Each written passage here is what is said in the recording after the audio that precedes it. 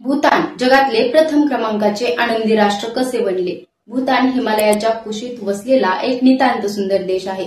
शून्य प्रदूषण, देशभर कमालीची स्वच्छता, शांतता, सुरक्षितता आहे. हसतमुखपणा हा या देशातील सर्व लोकांचा स्वभाव आहे. मानव विकास निर्देशांक आणि हॅपी इंडेक्स अशा 2 प्रकारे जगातील देशांची सूची तयार केली जाते.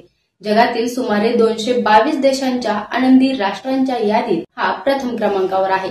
ते कसं हे जाणून घेऊयात या व्हिडिओच्या माध्यमातून.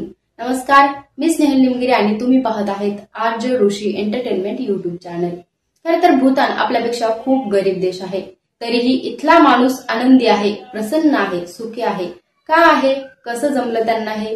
तर भूतानमध्ये सर्व प्रकारचे केजी ते पीजी सर्व शिक्षण मोफत आहे. भूतानमध्ये सर्व प्रकारची आरोग्य सेवा देखील मोफत आहे. हिमालयात असल्यानं डोंगराळ भाग, पारो हा एकमेव विमानतळ, तोही भारतानं नेहरूंच्या काळात तयार करून दिलेला. थिम्फू हे सध्याचं राजधानीचं शहर. शहराच्या मुख्य रस्त्याच्या लगतच्या हॉटेलात एकही हॉर्न ऐकू येत नाही. सिग्नलची गरजच पडत नाही.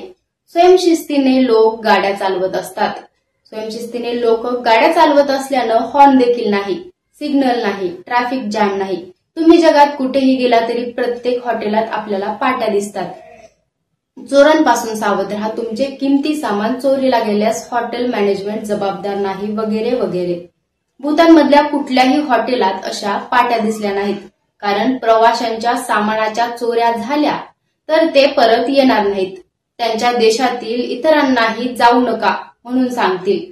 तेव्हा नो चोऱ्या असा संस्कार प्रत्येक भूतानीवर असल्यानं तिथं चोऱ्या होतच नाहीत.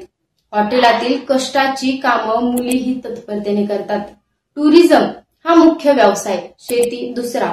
उद्योगधंदे फारसे नाहीत, चोऱ्या बंद.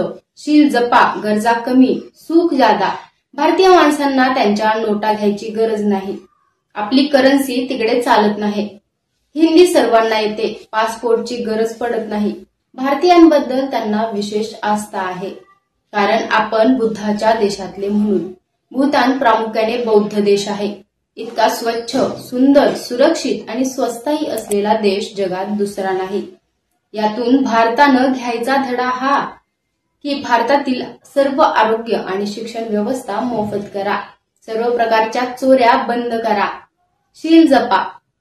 माणसाला सगळ्यात जास्त काळजा असतात त्या मुलामुलींचं शिक्षण कसं होणार, आपलं म्हातारपणी आरोग्याचं काय होणार, आणि कमावलेलं सगळं चोरीला गेलं तर आपलं कसं होणार.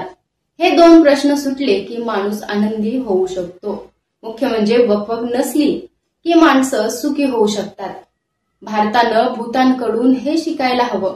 तुम्हाला ही माहिती कशी वाटली हे आम्हाला कमेंट करून नक्की सांगा. आणि असेच माहितीपूर्ण नवनवीन व्हिडिओ पाहण्यासाठी आरजे ऋषी एंटरटेनमेंट या युट्यूब चॅनलला सबस्क्राईब करायला विसरू नका.